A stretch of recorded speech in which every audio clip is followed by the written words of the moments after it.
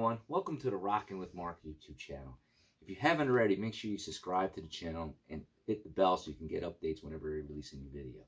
If you can, also to support the channel, check out www.vittoriofamilybooks.com, where you can see the books that me and my daughter have written, including my book, The Kabbalah Saga Begins, and her series called The Invisible Girl series, also available at Amazon.com. All right, everyone, sit back and enjoy the show, and don't forget, keep on rocking.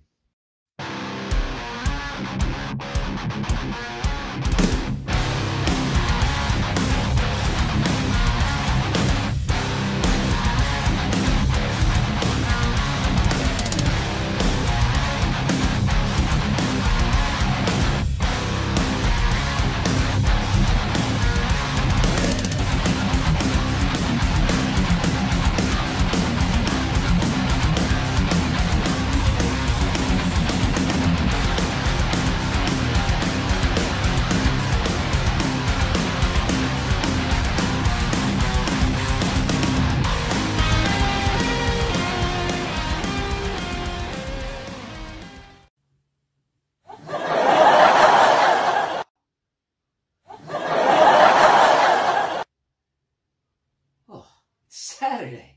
I gotta get ready. A very important guest today on Rockin' with Mark YouTube channel. You guys are gonna be very excited.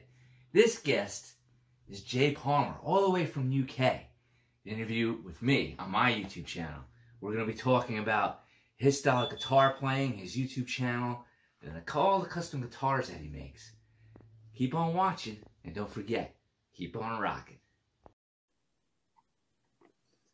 Hi everyone, welcome to the Rockin' with Mark YouTube channel. And today we have a very special guest, Jay Palmer. He's one of my favorite YouTubers to watch. If you guys are into 80s metal, particularly the style of George Lynch, this is your go-to channel. And I'm not joking. This guy does everything. And what's very interesting was what you're going to find out is he's got pretty interesting, I would guess you would call them series. Like he's got his Lynch licks, he's got the Guitar Gladiators and all that. But let's focus on the man for a little bit. So, Jay, how did you get into guitar? How did you learn how to, when did you start learning how to play guitar? At what age? Well, firstly, thank you for having me on the show. I really appreciate it. It's good to be here and talking to you. Guitar, actually, you know, it kind of happened sort of by accident, sort of. I actually picked up guitar when I was 16 years old. I was talking to, like, Hayes from The Banishment, one of George Lynch's bands. Just a couple of days ago, we were having a conversation, and he was telling me about his guitar journey. And you know, then I said, "Yeah, I picked up guitar when I was 16." And he was like, "Wow, really? 16?" So yeah, I kind of got late to the party, but it was basically because I started to get into rock music, and at the time I was listening to Iron Maiden a lot, and that's what inspired me to pick up, because I was really into, you know, Adrian Smith and Dave Murray and what they were doing, and you know, that whole vibe and stuff, and it was just exciting. And I eventually picked up guitar. I used to play trumpet actually a few years before that. You know, I was into music and stuff anyways, but yeah, rock music. That learning that instrument, like an instrument first, helped you with guitar at all? No. It was completely different. Wow. You know, now, were you self-taught, or did you have like formal training, or? Yeah, just self-taught. You know, it was back in the day. This was like 1989, so I've been playing for it'll be 32 years this year or something like that. You know, I was a kid. I was at school at the time, and there were guitar teachers around, and I tried to take some lessons at school. But you know, my music teacher at school he was old school. He was proper old school. You know, and I say old school now, but it's we're talking like old school as in like the late 80s. So his old school was probably like 1960s or 70s. Different style of music. And yeah, then, and like usually when you take like music lessons, they don't show you the music you like usually often, yeah, right? It's usually exactly. like public domain songs. Mary Had a Little Lamb, Yeah. right? Let's play Greensleeves today. And it's like, what? No, I want to learn, you know, Seventh Son of a Seventh Son, damn it. So I find that amazing that you are self-taught, because I find that, especially because you're into George Lynch. Like I'm like really into George Lynch too. That's what really, like, that's how I found you. Like I would search for how to do like In My Dreams, like how to play that song, and now I'm actually working on Into the Fire. I've been following your channel for years, by the way. And fabulous. I'm like, I found this guy, and I'm like, damn, he's good, because you see other people doing it. You know, they're giving instructions. There's some other, good YouTube instructional channels out there. But I think, in terms of George Lynch, and even like Warren DeMartini, he's like that's another one of my favorite bands, Rat. Oh, boy. I actually saw them prior to the COVID lockdown. I think the December before, in a local club here in Jersey. And I gotta say, you have him down pat. And then, like, so how did you, especially, I mean, back then, I mean, it's hard to find books like Guitar Tab. Now I have like one or two that I got off the internet. But how did you teach yourself to play in the style of George Lynch? Well, Back then, they didn't have YouTube, right? You had very little kind of like resources out there because there was no YouTube, there was no internet at the time. You couldn't kind of like tap into resources like that. So, guitar magazines used to come out once a month. So, fingers crossed there was a tab by, your favorite band in Guitar World or Guitar for the Practicing Musician. And so it started off with just, very, very old school method, which was put on a cassette tape or a record, listen to it, and try and figure it out.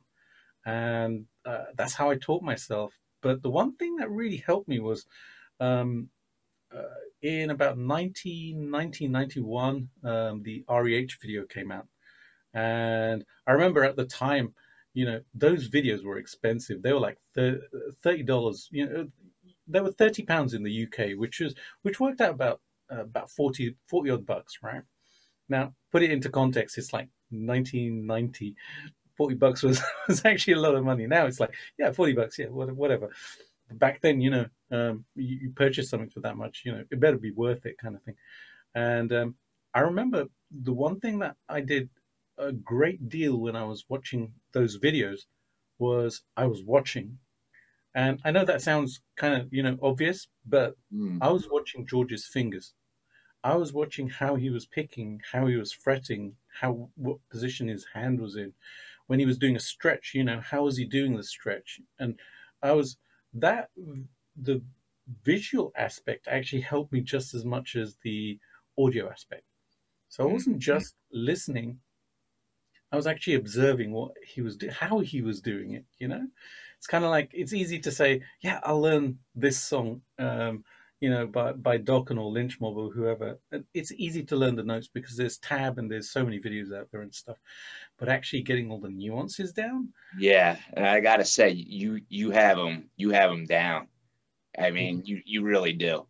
I mean, every little aspect of it. Like me, when I try to learn a song, I try to look at the chord structure first, right? Right. And then if I could learn a solo, I'll learn it. But that leads to my next question. From a guitar playing standpoint, which do you find easier, doing the rhythm or the lead? Both. I've always focused on doing both and just being proficient at both, because rhythm is really, really super important. It's just as important as the lead part, because especially if you're in a band, most of the time you're playing rhythm. Yeah. May as well get good and enjoy it. Right? Now, how long? Because I see you every week. You're putting out like, we'll get into the different topics of your channel. Of course. You put out like a lot of lessons, right? Like you're doing now, like you're doing the new stuff that George Lynch has got with his new band. What's the name of? I actually just saw you interview him recently. What's the name of the band again? Banishment, right? Yep. Yeah, because he's got that one, and he's got like another album. I mean, he's like God bless him. He's a very active individual, which is good for his fans. He's always got some kind of album, whether it was with Lynch Mob, Banishment, or I forget the Time Machine, I think is the other one, or End Machine. Yeah, End Machine. And very good songs on that one. So how long does it take you typically to learn a song before you teach it and get it ready on YouTube? Kind of depends. When I don't teach a lot of songs on YouTube now. I don't do song lessons because I've kind of, there's so many other things that which we're gonna get into. But when I used to do Lynch licks, it initially used to take me a while to learn the song, and then I'd have to perform it, record it, edit the video, etc. So it was a good few hours every single week doing that. Now, because I guess, as you go through the journey of learning guitar, your skill level just gets better and better. And, I'm a guitar teacher as well. So yes, one of the skills I've learned is to very, very, very quickly learn stuff, because I can turn up to a lesson with a student, and most of the time it's pretty, I know what I'm doing, but sometimes some of my students want to learn something just off the cuff. They'll be like, hey, could you teach me this song? And rather than it being a conversation which goes, yeah, give me a week or two and I'll kind of find the tab and I'll learn it. And I literally learn it there and then. I basically just figure it out by ear and start kind of teaching it within like a couple of minutes. So that just practicing that has actually allowed me to learn stuff very quickly. So the Banishment stuff didn't take me too long because, first of all, I was working with George and Hayes to put these out. They'd actually approached me to, and asked me if I would do them, so which was just a great honor. And I was like, yeah, sure, let's do it. So Hayes had sent me the stems of the actual track. So I was able to kind of just solo up certain parts, and they were still combined parts, some of them, but I could hear everything that George was doing and Hayes was doing, and I could break it down very quickly. And then that knocks into video recording and also audio recording, both of which have gotten very, very quick for me. So the time span it takes me is a lot less than you'd expect. Sometimes it'd be like, well, when I actually did the lessons, the lesson part of the one that's going to be coming out next week. Next week being, today's the 6th of March, right? So it'll be in a few days' time, about 5 days' time. When I actually did the lessons, I was looking at my watch and it was like 5:40 in the evening, and I had a lesson at 6 o'clock over Zoom with one of my students, and I was like, I can get the lessons done. And I basically just set up my camera and I basically shot all the lessons during that 20 minutes. And, about 3 minutes before the lesson started, I was done. I pressed, clicked off the camera and the whole thing was done. So my process has become much, much quicker to do, the learning, shooting, audio, everything. So, yeah. So that's interesting. You say that they approached you. So how did you get to meet George Lynch? I mean, not everybody gets to meet, musician gets to meet, someone that they, idolize or grew up listening to. So how did that come about? George and I have known each other for about 18 years now. Oh, wow. 2003? Yeah, 2003 I met him. Have you ever jammed with him? He actually gave me a guitar lesson a few years ago. That's nice, man. For it was part of the Indiegogo campaign when he did Shadow Train, the movie, and Shadow Nation. So when he came to the UK to tour a few years ago, we finally managed to kind of sit down, and he gave me the lesson in person, which was pretty cool, And it was interesting just watching him play, and just picking up tips here and there. And some of it still sticks. I use some of what I learned that day, in my playing and stuff. So, but we met actually through the old George Lynch message board, which my friend Jen Rosenberg used to run. This was back in the early 2000s, so 2001, 2002. And he actually responded. That's great, man. Well, what happened was a bunch of us had started to record a George Lynch tribute album, which we... I was going to ask you about that. Because Yeah, I think I saw that on your website or something, that you that's had a correct. tribute album, and we're going to talk about, like, I think you've done some other recordings that you put out by yourself, some original work as well. But yeah, keep going. So that was something that I was involved in. As soon as I saw it on the message board, it was like, I want to do some tracks, and somebody had already taken for a million years. So I was like, all right, what should I do? So I picked Wicked Sensation, River of Love, and Mr. Scary. So Yeah. Yeah, I've seen your video of you when you were younger. I actually saw it, I think it was last week, of you doing Mr. Scary. That's like one of my favorite art instrumental songs, so to speak. There's, you know what I mean? And yeah, yeah, you did a very good job. I think it was like a live performance you did somewhere. that's right, and that's the version which was actually on the tribute album that I played live that day, and it was basically what had happened was his birthday was coming up. That I think it was like 2002. His birthday was coming up, and we'd pretty much finished. And I was doing all the compilation work because I used to work at an entertainment company back in the day when I used to have a day job. This is my day job now. Yeah, yeah. I was going to ask you about that too, because I saw an interview you did, and you said that you were originally like a lawyer, right? And then you Don't tell anyone it's secret. It's a shame. and he's like, I want to do this, and I just find it amazing. Like, people are able to get out of the so-called rat race and enjoy make a living doing what they love. I really, Interesting. give them like the go-to, the attaboy. You know what I mean? That leads me to how I met him because I left my job at Universal Studios I was working for at the time. I left that job in January 2003, and February 2003 I flew to Arizona where Jen had basically arranged it, to go see a couple of shows. Which George was doing. He was on the Revolution tour, the Revolution tour, and we'd already sent him a copy of a preview copy of the album, so he'd already heard it. He'd kind of, he was into it. He really enjoyed it and stuff.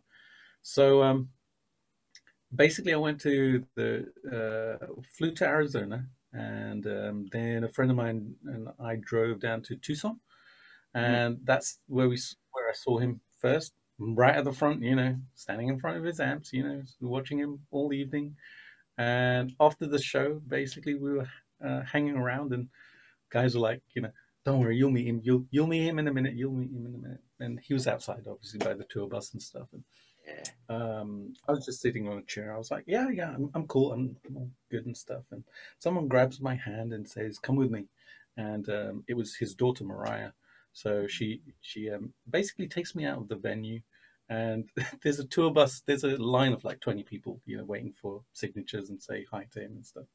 She circumvents that line and goes straight up to him and says, "Dad, this is Jay." Ah, that's fantastic. Yeah, it was pretty cool and very memorable. And That's something you're gonna remember forever, right? Now, what's another interesting thing, right? So everybody, if you watch Jay's YouTube channel, he has some videos of guitars that he builds, and he's got a couple. You got Spirit Dance guitars, which I guess are your custom guitars, and then he's got, I don't know if it's back there. I see your Tiger guitar. I mean, I did my own, but obviously it's not as good as yours. oh yeah, that was a Yeah, wedding. Believe it or not, that was a wedding present from my friend yeah. Mike. And then you had like you even have his Bones guitar, and Yeah, that guitar. next to it, right there. There you go. Yeah, yeah. I mean, and you did. I think I saw the video where you showing it off and built it, and then there Yep. was another series of videos that you did when you were building your Spirit Dance guitar.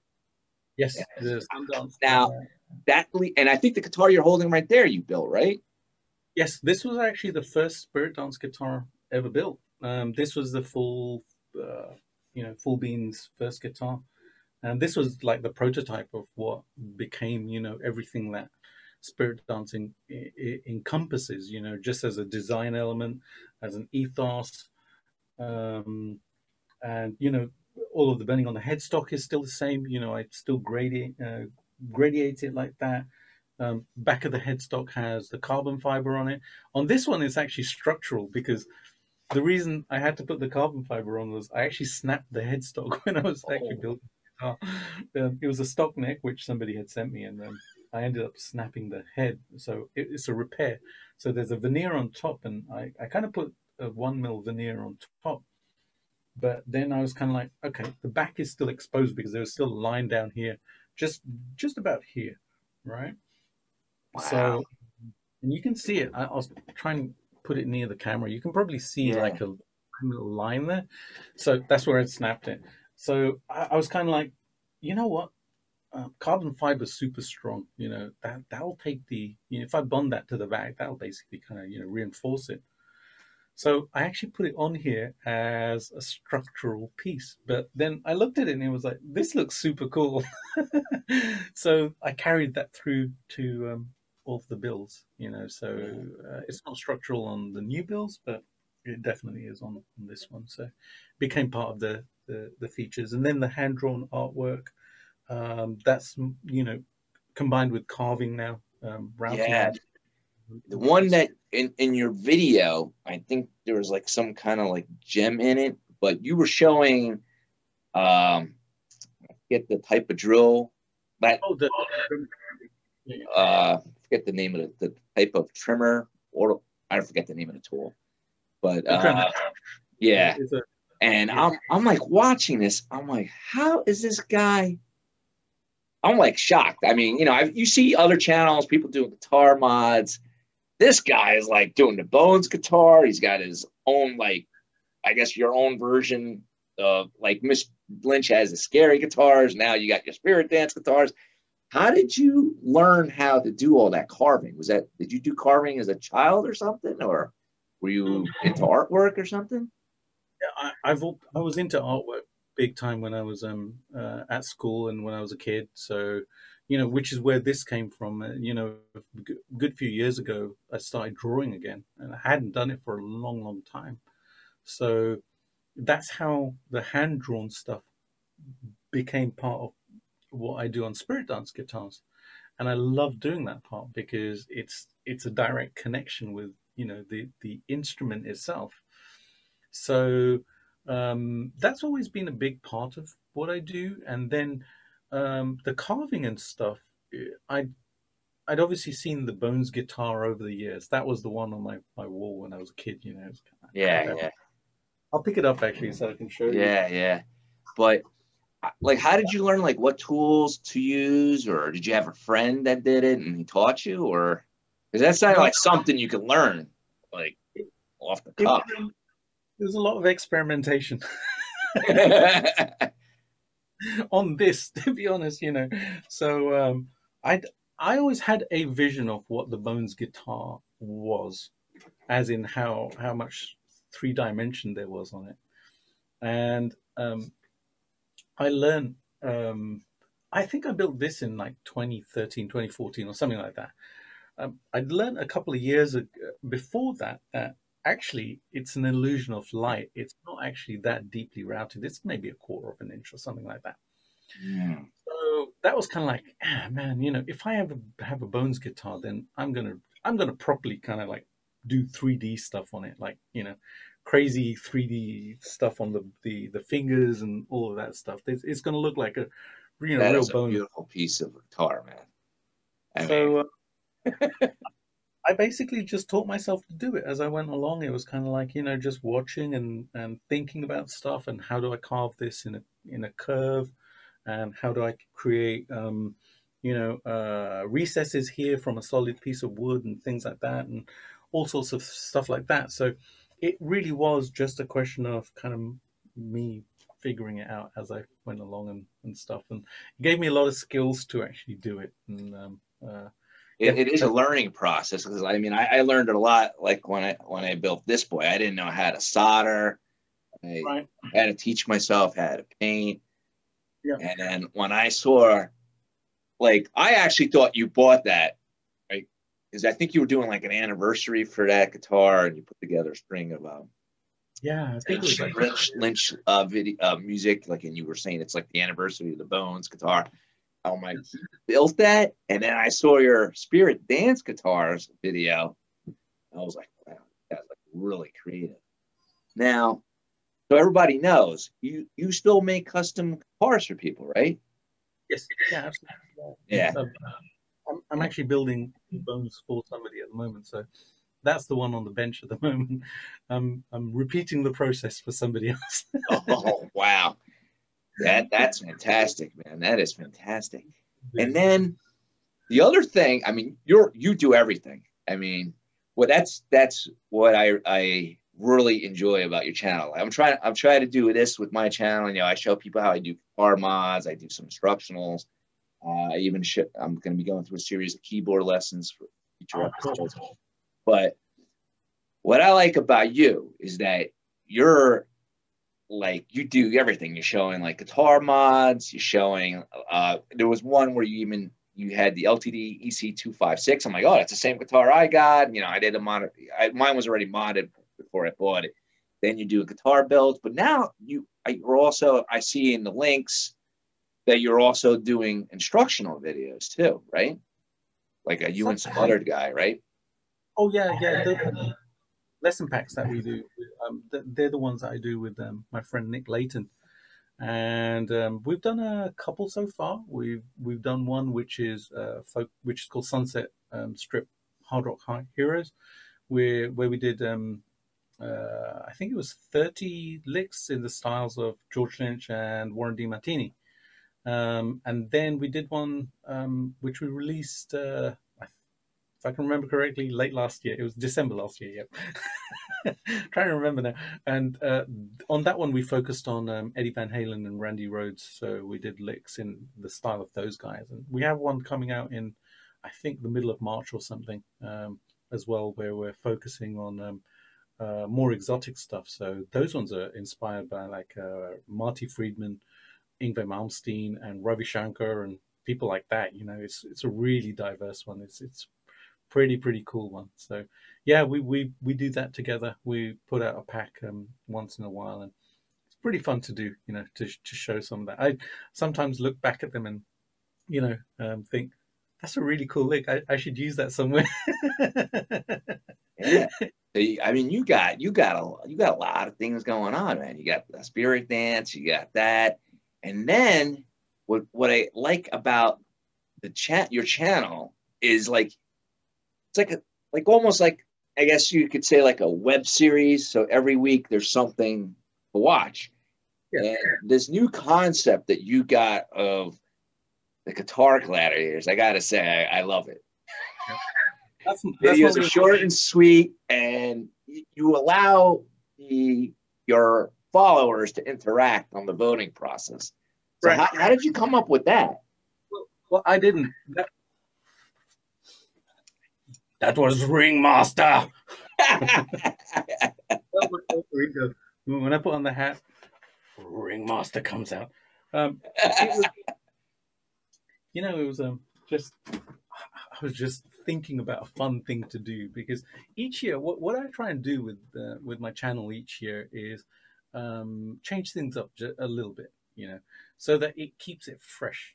The one thing that kind of like really engages me with YouTube channels is if I'm seeing something new, you know, each time. If it's the same thing, there are certain things which, yeah, I'm totally cool with watching. Like, yeah, you know, most of the time I'm watching people build like modify cars and stuff like that. That's my thing on YouTube. Yeah, there's a lot of like, I think a lot of like, you know, you got Marty Music, you got Daryl Braun, you got Just Guitar. Like, if you want to learn a guitar song, their videos are going to come up just like yours comes up with like a Warren Teeny lesson or a Lynch lesson. But yours, it's very entertaining. And like, I like the way that you're keeping it fresh. And then so you guys knows what he does is he comes up with a guitarist. Like, he had one with Lynch against Eddie Van Halen and Lynch against Warren Martini, and he plays songs from each guitarist and then he lets the audience, the viewers, decide, and then he announces the winner the following week. I find that pretty cool. It came about because And now you got the t-shirts, right? And you're like digging it up there. I kind of do that same thing with my MMA podcast. So that's pretty interesting. you know, it came I was thinking about kind of just something interesting to do, and I realized that I've actually done videos in the styles of so many guitar players over the 7 or 8 years I've been doing YouTube. So I've covered like obviously George I've covered like to the nth degree, and then Warren DeMartini and Steve Stevens, Steve Vai, Satriani, um, AC/DC, Yeah. Page, Jimi Hendrix, everybody. So I've got this list like which is this long, literally. And I thought, you know what, it'd be fun to actually put them against each other, and just get people to vote on them. Now, how did you? Yeah, Now, what made you decide to have a YouTube channel? I wanted to expand my following initially, and it was Following as a musician or as a teacher or everything. I think as a musician, especially, just to kind of, I guess at that time it was the pursuit of getting known, more so than people knew me, and I figured that I would do the lessons on George's stuff, that style, because um, I was very invested in that style at the time. It was very kind of like my thought process was very well. I need to learn the next George Lynch thing, and so I decided to kind of start teaching it. And YouTube was kind of coming up at that time. A few people had gotten onto there and stuff, and so I thought, well, let's do it. Let's start shooting some videos. And it literally was with just a little photo camera, which actually had a video mode on it, and I was shooting. Yeah, I use my phone too. Right. Phone or Zoom, right? Like if I'm by myself, I just put my phone on my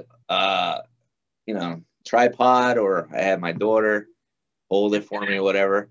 But yeah, it's I gotta say, I mean, I'm glad I'm glad that you decided a YouTube channel, because for someone like me to learn a particular style of playing, you're the only one out there. And you know what I mean? Everybody, I mean, you'll have there's other great, channels out there for learning guitar, like Marty Music. He does like a wide variety, but you got that niche, which I think will benefit you, in the long run, It was cool to do because it was a very kind of like a niche thing to do. The focus was completely on just teaching that George Lynch style, and so it basically kind of expanded as I went through it. Initially, I was just teaching licks, just licks in the style of, so they were relatively quick to shoot. But then it expanded into, eventually I was doing songs, and showing parts of songs and then full songs, and that became a thing in itself. And it was a blast to do. Yeah, it was cool to do at the time. Learned a lot of George Lynch stuff. Yeah, that's amazing. Now you also have your own original music as well out there, right? Yeah, I have a couple of albums, some EPs. A lot of the stuff is on Bandcamp. It's digital now because, in all honesty, CDs don't sell. And yeah. No one buys CDs anymore, right? It's a shame. I still love buying CDs, but I know a lot of people who'd like to have CDs, but for you, it's just easier to put it out there, and it doesn't. There's the barrier isn't there, right? Because I'm assuming you're producing it yourself, right? Yes. Whereas I guess like if you were to go, I mean, I guess probably you could do a cassette, but I'm assuming the process would be a lot harder, and then you got to pay for the media, and you got to factor that into your well, the biggest factor is actually then selling the product, and that's often the sticking point. You can you can replicate a CD relatively easily and do artwork, etc., get somebody to print it. It usually ends up being costing about $1 a CD. So the investment isn't enormous. If you order 1,000 CDs, it's like $1,000. But the thing with replicating a CD as a professional CD is you've got to do it in a batch of 500 or 1,000. Mm. There's no kind of small batch where you do just 100 CDs or something like that. That's a CDR. That's basically, you may as well do that on your computer. Mm. But the challenge becomes actually selling that media now, because very few people actually purchase a physical thing. And even with my following, I can do it, but realistically, I'm gonna have boxes and boxes of CDs. Yeah. It's not easy unless you got money to really market yourself, or you got someone backing you. Now, prior to COVID, would you do touring to support your albums, or?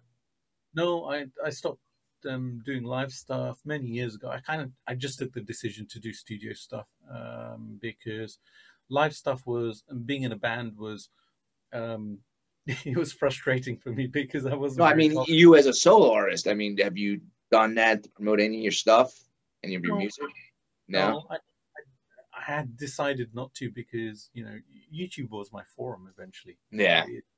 Doing it for some years, and during the first few years when I was doing YouTube, I was actually in a couple of bands, and working with musicians to do like band projects and stuff, and so it was part of the master plan to actually go and do that. Not just as myself as a solo artist, because instrumental music is that's even tougher to sell. Yes, yeah. Unless you're someone like us, like me, like I can I love guitar instrumental music. It's just scary, and like at night, like to put myself to sleep, I'll either listen to that, or I'll listen to I'll go to YouTube and I'll put blues or instrumental. So I like blues music, and it just relaxes me, helps me to sleep. But yeah, and most people like to hear the full vocals and stuff. I always play blues and jazz. Yeah. Now, before I get to my rapid fire questions, I have what do I have here? Oh, I got some other questions here. Just so you guys know, I tend to do this off the cuff, but I did write down some questions because I wanted to make sure I asked them everything that I wanted to ask them, because whoever thought that I would add a guy that I follow on YouTube on my own YouTube channel. So do you have any, what are your plans for your channel? Like any future goals or aspirations that you plan to do for your YouTube channel that you got going on in the future? Just take over the universe and stuff like that. No, you know what? I just I really do just flow with it. There's so much which I enjoy doing and sharing, which is music related. Building stuff, that's a big part of what I do. Now I adore actually that process of actually creating something from scratch. So sharing that stuff, and then this year has been interesting because I had a plan of action, but then George and Hayes got in touch and we did the banishment stuff. So I've got another 2 or 3 episodes of that going on. And after that, I've got a bunch of other stuff which is kind of lined up, which is just music related stuff. And it's and obviously Guitar Gladiators, that's going on. That's kind of that's going to be a constant now every couple of weeks. That's great. That's great. And you put out you seems like you put out like a whole set of videos, like sometimes it seems like twice a week or whatever. It's pretty good to keep your your viewers and followers to stay tuned, like when's the next one coming, and their appetite is met by you're putting out new videos. Absolutely. Now, the other thing, other than building guitars, playing a style of Lynch, making your own music, the Guitar Gladiators thing, the other thing I noticed that you do is you built. I've seen you like videos where you built amps. I think you even done pedals or something like that. I know you did one with the amps too. Like, how did you learn how to do that? Electronics, I learned electronics years ago, very, very, very long time ago. So um, I'd actually gotten into it because um, I'd bought a Jet City head, an amp, Jet City JCA 22, and I've wanted one for forever and a day. You know, it's just one of those amps which people talk about. Like, this is just incredible because Mike Soldano was, involved in the design process and stuff. So it's a kind of like, it's a baby Soldano type of thing. Um, but once I got the amp, it was kind of like I should mod this. I wonder how I can turn it into an SLO, Soldano SLO, and that led me to message a guy at a company called Epic Amps, which is out in Seattle. So I'd send the email saying, just asking some questions about the kits that they sold and stuff. And the guy gets back to me. And his name is Bryce Boyd. Bryce gets back to me and he says, "Hey, man, we know each other from Facebook." So we just got talking, and he basically hooked me up with some kits and did the videos of modifying that head, which is actually sitting next to me. That's the So they purple. have like kits because I know they have like guitar kits and stuff like that. Like for me, I never really did that. I usually just buy cheap guitar off eBay because usually like you'll pay a lot for the body without the neck, and then you got roll. I usually just buy a cheap guitar and just do my stuff there.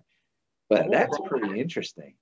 Yeah, what he does is he's designed a whole list of kits for the Jet City heads, and you basically get all the components and the instructions are sent once you purchase the components and the kits from him, and it basically walks you through how to do the alterations on the amplifier. So I Yeah. basically created one of my dream amps with doing purple number 39 because that's the what we decided to do. Initially, I was going to do the SLO, like I said, but then I was looking at the list of stuff that he had, and he had the Sir 39 amp listed, and basically, as I was looking down the list, I saw the name George Lynch, and I was like, "All right, that looks interesting."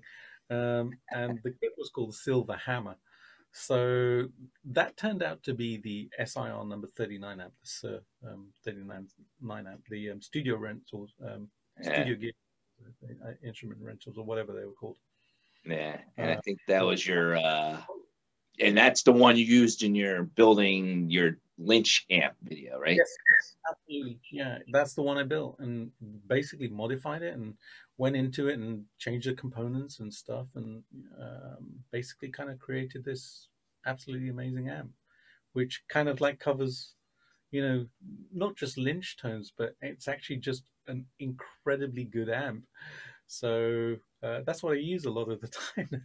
Just plug into that and then, to Yeah. my other gear, rock and roll. Yeah, you're way more advanced than me, like tech wise. I mean, I see you going on a computer like me. I just have like a little Marshall amp Right. and a PV amp, so to speak. But That's a good place to be, right? yeah, We can which only leads to my next question before I rapid fire you with the rapid fire questions. But for people who just have like simple amps, because I saw your rewatched your video on the George Lynch tones, Yep. and you got that special pedal you like, and you got that special, I guess, like amp head component. Oh, Very complex. You got your, I think it's the Friedman distortion pedal that we always talk about. yeah. So for Used to. guys who I just got the little Marshall, I think it's the MG15CX. It's just got reverb on there, flanger, gain, bass, treble in the mid. How would you suggest for like the guys like me who like the simple things to get that George Lynch tone? I know this is a bit of a cliche, but tone is very much here rather than over there. Yeah. it's kind of, it's one of the reasons I focused so much on all the little nuances of a player's kind of like style, and that's how I kind of get into their styles. You know, I kind of just pick up on the nuances. But when I'm dialing in a tone, it's always pretty much the same. And you know, it, most of the time I'm playing through my Marshall Code 25, which is back there, when I'm teaching and stuff, and I pretty much set up amps in a very very similar way most of the time. You know, the gain I'll dial in as much as I need. You know, I might have a tube screamer in front of it if I need a boost on it, because that saturates it in a slightly different way. But then the EQ curve is pretty much the same every single time. It's, you know, bass is between 4 and 5. The mids are about 7. The treble is about 5.5 to 6. And the presence is maybe about 12 o'clock. You know, about 5-ish, 6-ish. That's it. That's great, because I really enjoyed that video you did. I was watching it again. I'm like, it's very, you know, like, how does he get that sound? And now I gotta put my old man glasses, because no worries. vision has deterred as I aged. That's all right. So these are just. I'm, you know, in the evenings I've got a pair of spectacles on. I've contact lenses. My eye shot got shot like 3 years ago, and ever since then, like the early mornings, like while we were doing this whole interview, I could barely see the screen. Well, my arms, as the months go on, my arm seems to get longer and longer when I'm reading stuff. All right, so here are my quick rapid questions. All right, what's your favorite pedal? My favorite pedal? Oh, geez. This was my favorite pedal until recently when I acquired one of these. This is a TS808. This is a Maxon OD808. This is really cool as well. So probably one of these two pedals. Yeah. Love these, especially this one. This is freaking awesome. This is absolutely phenomenal as well. So yeah, I'll say those two. Okay. Now, which guitar? Oh, you have another one? My Catlin Bred Bell Epoch. This is a fantastic sounding tape echo pedal. There you go. Yeah. Sorry. Now, which guitar do you think is better? ESP, Jackson, or Ibanez? They're all good. They're all good. You don't have like a particular favorite, or? No, they all make really, really great guitars and stuff. You know, guitars are kind of like, it's a preference thing a lot of the time. You know, which neck works for you, which kind of, you know, do you want a thinner neck, or do you want the reverse headstock, which is pointy, or et cetera, et cetera. So they all make fantastic guitars. Yeah. And it's funny too, like sometimes like the necks, like I have like the Ibanez GRX, which is like, you know, cheap one. You get them on Amazon for $130. And I find that neck better than the Ibanez SA or the S series. Yeah. I don't know. It's just weird how that works, you know. But and then I find my favorite neck on my guitar is the George Lynch the Tiger guitar, not the yellow one, the other one. Yeah, the Sunburst. Yeah, Sunburst one. That one, like I would say that the neck on that one, which is, you know, an LTD by ESP, the neck on my Ibanez, and then this neck on my one Jackson guitar are like my favorite. Now the next one, who do you think is better, George Lynch or Warren DeMartini? Neither. They're both fantastic. Yeah, we did the political correct one on that one, but I know you. It's hard. It's hard because I would say I would lean more towards George Lynch, but I gotta say, like I like the music from Rat as well. You know, like the Lay It Down, you know, Act Round and Round. I mean, those licks, and they both have their very unique styles, man. You know? And I think that's what makes bands that stick around and people will talk about it, makes them stick. Like they got that unique sound. Yeah, absolutely. Yeah, and I'll leave this thought with you though. One of my favorite songs ever, this is literally in the top there, is Nobody Rides for Free by Rat because of the solos. Warren does it's mind blowing what he does on that. So Yeah, I mean, I like when I work out, I listen to Body Talk and Round and Round, and then like around the house, I got all the Lynch music, you know. But in terms of playing, like guitar wise, I would probably, you know, for me, I don't know, I just can't get my fingers like Warren does. It's like I just can't do it for some reason. Whereas, you know, Lynch, I can, you know, I could kind of pick it up, you know. Yeah. Let me make sure I have. Oh, one more thing, because just so everybody knows, I'm going to put links to not only Jay's YouTube channel, but to his websites.